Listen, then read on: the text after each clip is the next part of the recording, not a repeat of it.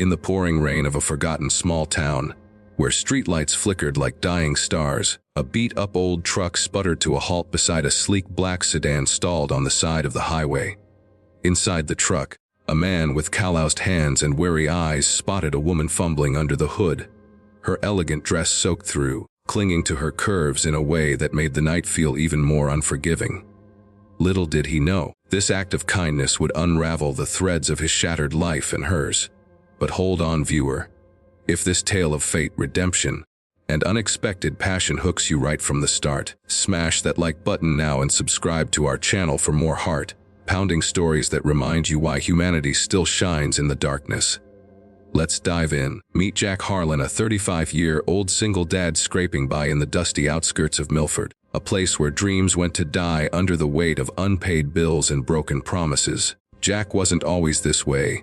Once a promising mechanic with a loving wife and a baby girl named Lily, now 6 years old and the light of his world.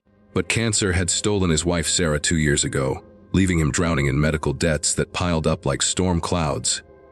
He worked double shifts at the local garage, fixing cars for folks who looked down on him, all while fighting a custody battle against Sarah's wealthy parents, who claimed he was unfit to raise Lily alone. "Your poor Jack," they'd sneered in court filings.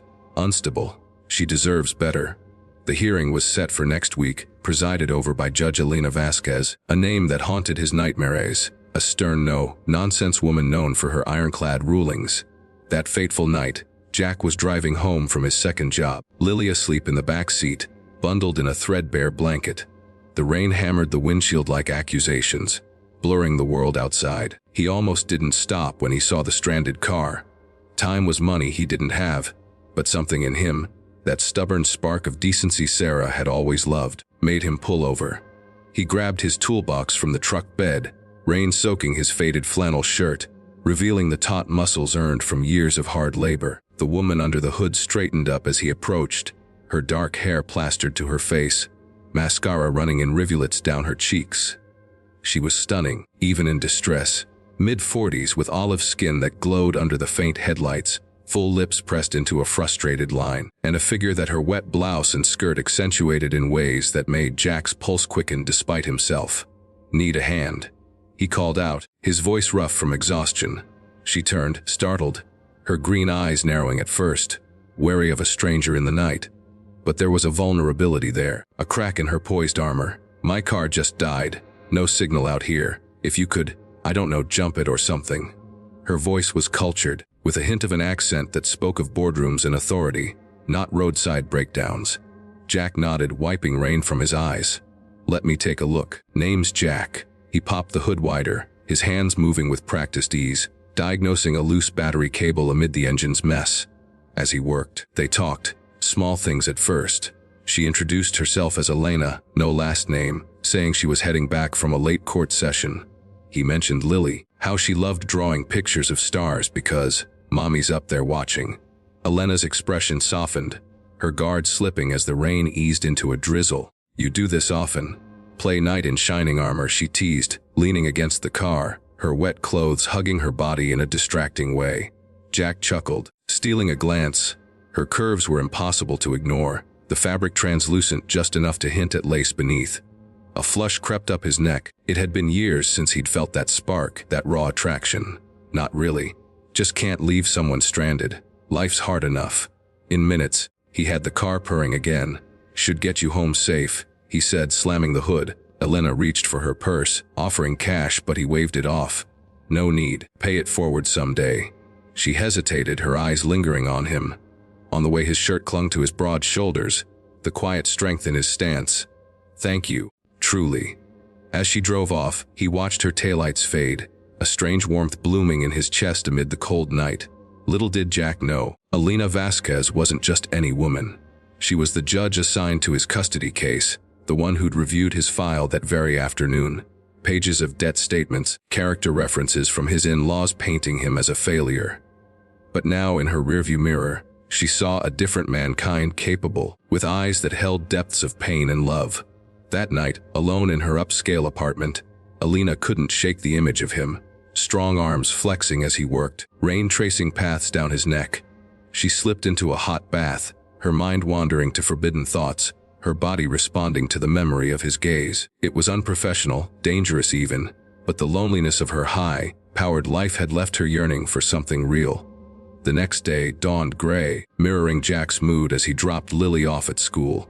She was a spitfire, with Sarah's curly hair and his blue eyes, chattering about her latest drawing, a family under a rainbow. "Daddy, will Grandma and Grandpa take me away?" she asked innocently, twisting his heart. "No, sweetie, I won't." Let nod at him. His lawyer, a pro bono hack, had warned, "Judge Vasquez is tough. She sides with stability." Meanwhile, Elena sat in her chambers poring over cases. Jack's file stared back at her. Harlan Vest Thompson. The in-laws, the Thompsons, were loaded, offering Lily private schools and vacations. Jack, a rundown apartment, Raymond dinners. But last night's encounter replayed in her mind. She called her clerk, "Pull any updates on the Harlan case." As she read deeper, empathy stirred. Medical bills from Sarah's illness, Jack's spotless work record, glowing reports from Lily's teachers about his involvement. Fate twisted again that afternoon. Jack's truck broke down. Ironic, for a mechanic. Outside the courthouse where he was dropping off paperwork. Cursing under his breath, he tinkered under the hood, sweat beading on his forehead despite the chill.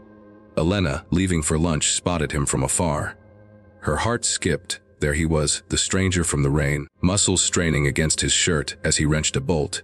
She approached, heels clicking on the pavement. "Jack, need a hand this time." He looked up, surprise flashing across his rugged face. Elena, small world. She smiled, a genuine one that lit her features, making her look younger, more approachable. "Let me buy you lunch as thanks." "My treat." He hesitated. Lily needed picking up soon, but her eyes, warm and inviting, pulled him in. They ended up at a nearby diner, talking over burgers and coffee. Conversation flowed easily, deeper than small talk. Jack opened up about Sarah's death, the hollow ache it left. "I see her in Lily every day. Can't lose her too." Elena shared fragments of her own life. Divorced young, no kids, buried in work to fill the void. "Power's lonely," she admitted, her foot brushing his under the table accidentally. Or was it? A spark jumped between them, electric. She noticed the way his jeans hugged his thighs, the stubble shadowing his jaw. He caught the subtle sway in her hips as she shifted, her blouse unbuttoned, just enough to reveal a hint of cleavage. As they parted, Elena's hand lingered on his arm, her touch sending heat through him. "You're a good man, Jack." Back in her office, conflict brewed. She should recuse herself from the case. Personal involvement was a no. But something deeper tugged, justice perhaps, or desire. Days blurred into a whirlwind. Jack faced mounting challenges. His boss cut hours, bills mounted, and the Thompsons ramped up pressure with a surprise home visit, criticizing his shabby living conditions. Lily sensed the tension, clinging to him at night, whispering, "I love you, Daddy." He held her close, vowing to fight. Elena, meanwhile, couldn't stay away. She accidentally bumped into him at the grocery store, their carts colliding in the aisle. "Fancy meeting you here." She laughed, her sundress fluttering, revealing toned legs that made Jack's mouth dry. They chatted, her hand brushing his as she reached for the same apple. That touch ignited something. Later, in the parking lot, she offered him a ride home when his truck acted up again. Inside her car, the air thickened with unspoken tension. "You smell like rain and engine oil," she murmured, her voice husky. Jack turned, their eyes locking. "And you, like something I shouldn't want." The kiss happened fast, her lips on his, soft and demanding, her hands tangling in his hair. He pulled her closer, feeling the curve of her waist, the press of her breasts against him. It was passionate, forbidden, her moans soft as his hands explored, slipping under her dress to trace the silk of her thighs. They broke apart, breathless, reality crashing in. "This is crazy," he whispered. "But it feels right," she replied, her cheeks flushed. Guilt hit Elena hard that night. She was the judge, his judge. Revealing it now could ruin everything. But the attraction was undeniable, a sexy undercurrent to their emotional bond. She dreamed of him, of shedding her robes for his touch, vulnerable and alive. The custody hearing loomed. Jack suited up in his best thrift store find, heart pounding as he entered the courtroom. Lily waited outside with a sitter. The Thompsons sat smug, their lawyer droning on about Jack's instability. Then Elena entered, Judge Vasquez. Jack's world tilted her. The woman he'd kissed, help desired. She met his gaze, composure cracking for a split second. Proceedings began, evidence stacking against him. But Elena steered questions toward his character, witnesses testifying to his devotion, his kindness. The Thompsons faltered when she probed their motives. Is this about love or control? In a recess, Jack confronted her in the hallway. You knew all this time? Hurt laced his voice. Elena pulled him aside, her eyes pleading. I didn't at first. Then, I couldn't walk away. You're more than your file, Jack. You're real. Their argument heated, proximity reigniting sparks. He pinned her gently against the wall, their breaths mingling. This isn't fair. He growled, but his lips found hers again, a fierce, sexy clash of tongues and hands, her leg wrapping around his in a moment of raw passion before they pulled apart. Back in session, Elena ruled joint custody, but primary to Jack, with financial aid ordered from the Thompsons for the debts. Kinness defines a parent, she declared, her voice steady. Not wealth. Outside, Jack hugged Lily. Tears flowing, Elena approached later off the bench. I recused myself internally, but it was right. They embraced, the future open. Months later, they dated openly. Dinners where her elegance met his grit. Nights of tender lovemaking where he explored every inch of her, whispering praises as she arched beneath him, their bodies entwined in sweaty, passionate release. Jack rebuilt his life, starting a small garage with her support. Lily thrived, calling Elena auntie, at first, then more. And so, dear viewer, remember, one act of kindness can change fates, ignite love, and heal wounds. If this story moved you, the struggles, the steamy connections, the triumph, hit that like button hard and subscribe for more tales that blend heart and heat. What's your take on fate? Comment below!